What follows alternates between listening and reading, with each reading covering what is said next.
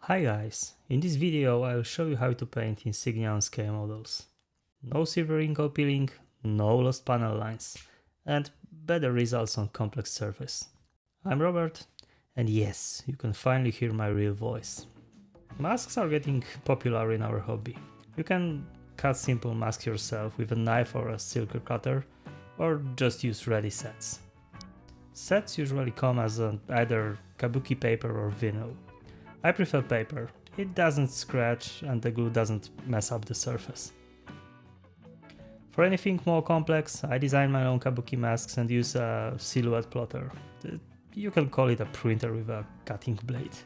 Once I have my masks, in this example unusually large wing crosses for BF109, I need to place them on the model. I found positioning masks more difficult than decals, because you don't fully see what you are doing. To make it easier, I always start with the inner mask. Panel lines are natural reference point, but wings and fuselages are never flat. So even if I align the mask with a panel line, it can still look off on the finished model. That's why this time I slightly shift the marking toward the center to correct the visual balance. Once I am happy with the result, I apply the outer masks and remove the center section. I press everything down with a toothpick, and in the difficult areas I cut the masks to help it conform. In some areas I use liquid mask and then I cover the rest of the model with a paper towel. Now painting.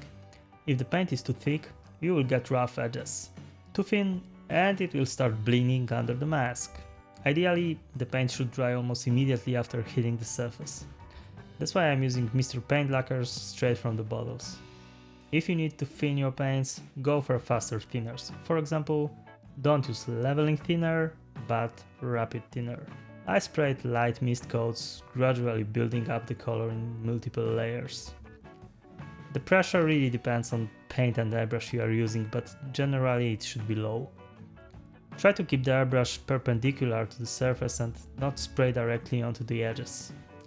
You can angle the airbrush slightly inward, but never spray under the mask. That's how you get paint bleed. I call the white down when it still looks slightly grey. Once the black goes on, the contrast will make it appear much brighter. And here is a useful trick. I seal the color with a very thin gloss coat. This slightly protects the surface against metal tweezers.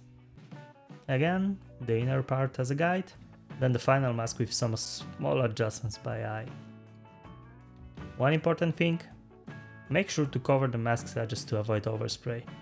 I use small pieces of tape and masking fluid for this. For the black, I use black surfacer as it covers really well. I apply it in a kind of shading way to create irregular look. Finally, few spots of Arlene M66 through a stencil to give it a bit more life.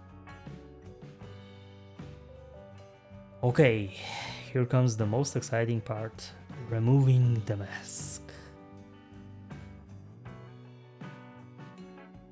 And yeah, it turned out pretty well, I think.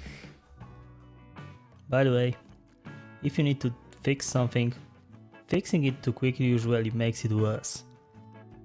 Ideally, just go for a walk. Then you can lightly polish the surface with a nail buffer and make small airbrush corrections. Last but not least, a bit of weathering. A few subtle scratches with Prismacolor pencils, and some extra shading with a smoke color. I sometimes use leftover mask for this and apply a very light pass to add a bit more depth. And that's it. After wash and a flat coat, everything blends together like a dream. By the way, on my Key 84 build, it's almost all painted with just a few decals on tail. You will find the link in the card and in the description.